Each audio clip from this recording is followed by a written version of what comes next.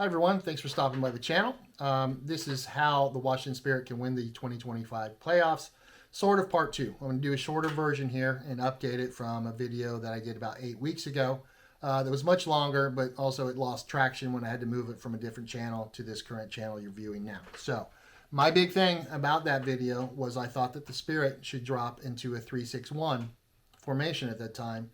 And the virtues of that can be, first of all, they're doing a much better job already. And I do like when they run a 4-2-3-1, when they're executing correctly. They have limited chances against them, but they still give up too many quality chances by getting diced on diagonal balls. And that doesn't make sense to me. If you're actually doing a block, you must block. And when I did that first video, the Spirit were using a trash press, and they were lazy in that press. And whatever block they were trying to run was being penetrated because when one person would step out the press, they were leaving so many gaps that weren't getting balance and cover on, and it was just atrocious. But the weird part was they still weren't losing games. They were just getting bad draws where they should be winning. So, again, let's take what they're doing now out of the picture just in case, okay? Because the 4-2-3-1 can work for them with this roster, no doubts about it. But it does leave a little more defensive gaps with the way some of these players play. So in the 3-6-1, I would argue for Gift Monday being the one up top because she will run her legs off for you, and she can do pursuit pressing that ends up in traps on the sideline. This is important, and I'll get to that in a second of why, pertaining to Kansas City. Because I do think that even though Gotham are surging and they are a big threat right now, it'll be the Spirit versus Kansas City in the final this year. All right? Some of the things from the 3-6-1 can be done in 3-5-2, but the reason I argue for the 6 is that there are so many attacking weapons from the Spirit that you want to get as many as possible on the field. You want to wreck another team in the first half, all right?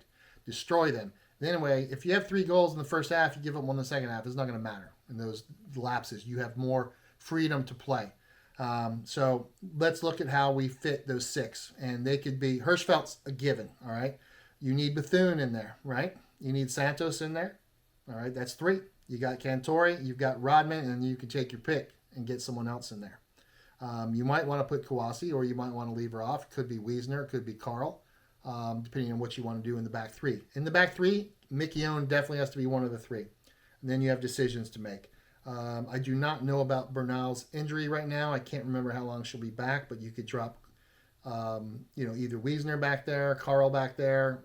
You got 2 other players can fit back there. Morgan can play one of the outsides. You have choices, but Mickey O needs to be there.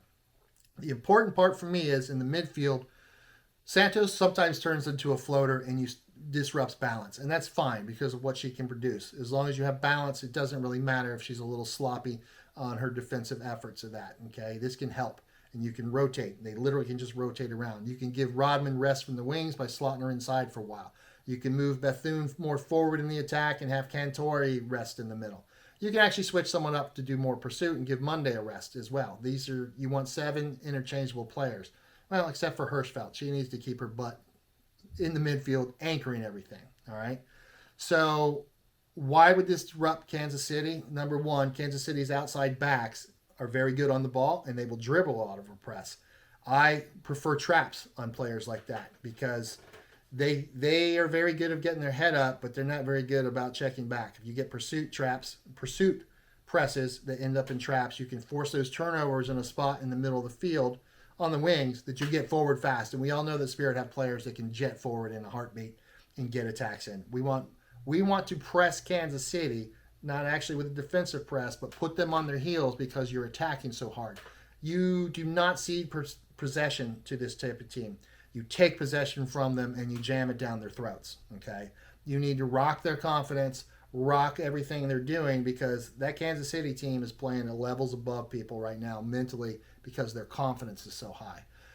That's not to say that Gotham and Washington aren't doing the same thing. They're just a little behind the curve still, but those are 2 talented rosters, all right? And Gotham worries me.